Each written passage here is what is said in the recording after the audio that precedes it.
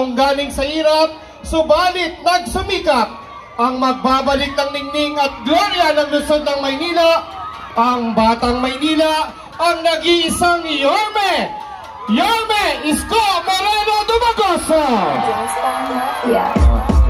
Real talk lang to my man, merong kang bars pero broke ka pa rin. Race cars at mga dope na women, kung wala ka niyan pwede mo namang kunin. Magandang gabi sa inyo lahat.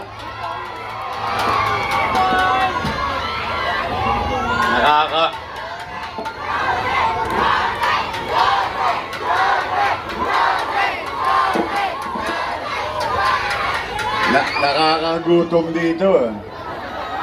Sa wakali ko, may tapsilog.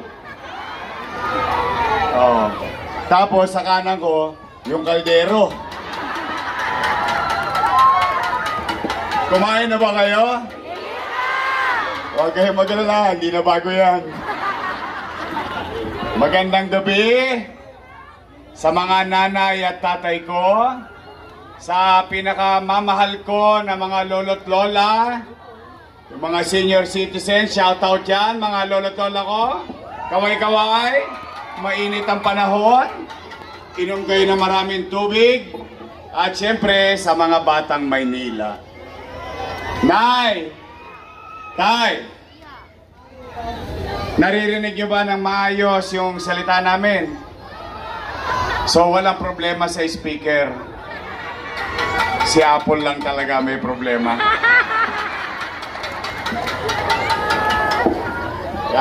Nagulat ako. Although maraming beses ko siyang narinig na kumanta. Kaya lang iba pala talaga pag sa stage.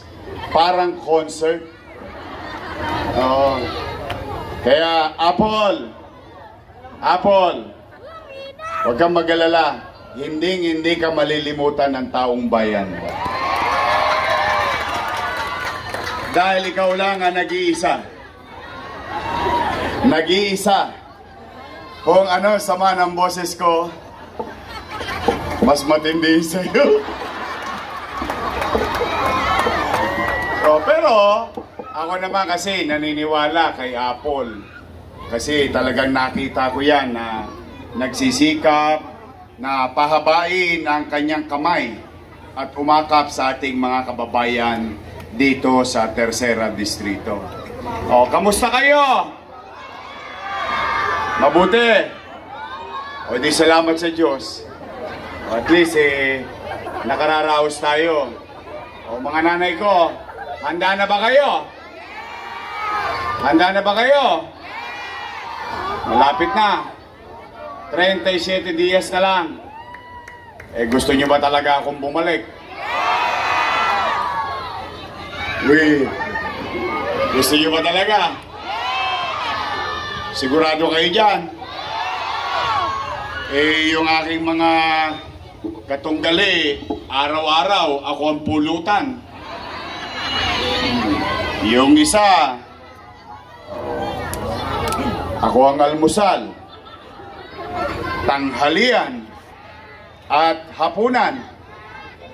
Yung isa naman, yung saling linggit.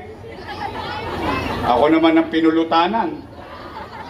Hindi, nalulungkot lang ako sapagkat hindi ko nakita sa kanila yung mga bagay na yun. Nalulungkot ako na bakit kailangan siraan mo yung katunggali mo imbis na sabihin mo na lang kung ano ang ginawa mo sa taong bayan.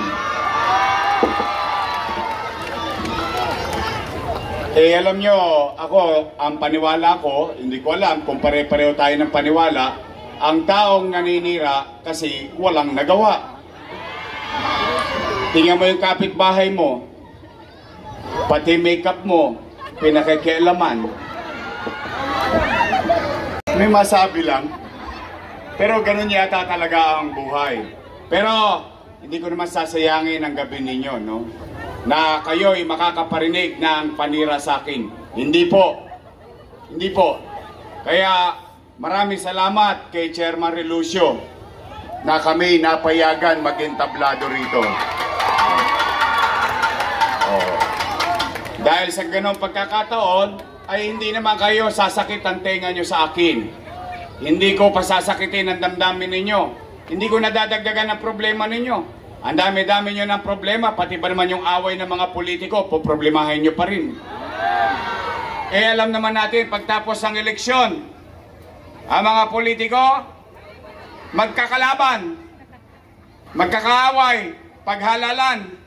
Pagtapos, bati-bati na, nyangga na. Yung magkakapitbahay, nag-away-away din. Pagtapos ng eleksyon, magkaaway pa rin. I don't want to lead a city na divided. Bakit? Eh hindi naman to tungkol sa amin. Hindi to tungkol sa aming mga kandidato. Ito ay tungkol sa buhay nyo at buhay ng mga anak nyo at mga batang Maynila dito sa ating lungsod. Nalulungkot lang ako, ngayon lang ako nakarinig ng utang na loob ay pwede palang singilin. Akala ko ang utang na loob kusang binabayaran. Pero magkaganon pa man, nalulungkot ako na itong ate ko, parang nung October 9, nasingil kagad ako. Hindi na umepektibo sa tao, pinulutanan na lang ako. November, December, January, February, hanggang ngayon yata, nagpapatawad pa.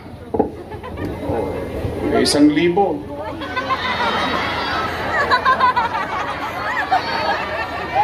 Maraming nakaka-relate ha. May 5 kilong bigas pa. Pero pag uwi ninyo, may 1,000 na kayo, may 5 kilong bigas, pero ang sikip ng dibdib ninyo. Puro pait. O hindi, sa akin yun na marinig. Bakit? Bagay lang na malaman nyo. Magre-real talk lang tayo. Eh alam ninyo mga taga-Tercera Distrito, totoo naman.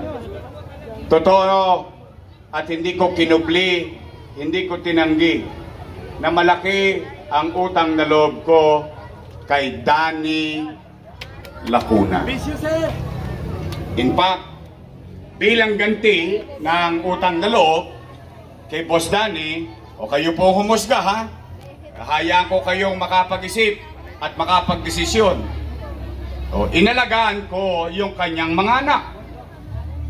Bakit? Nawala sa pwesto si Boss Danny.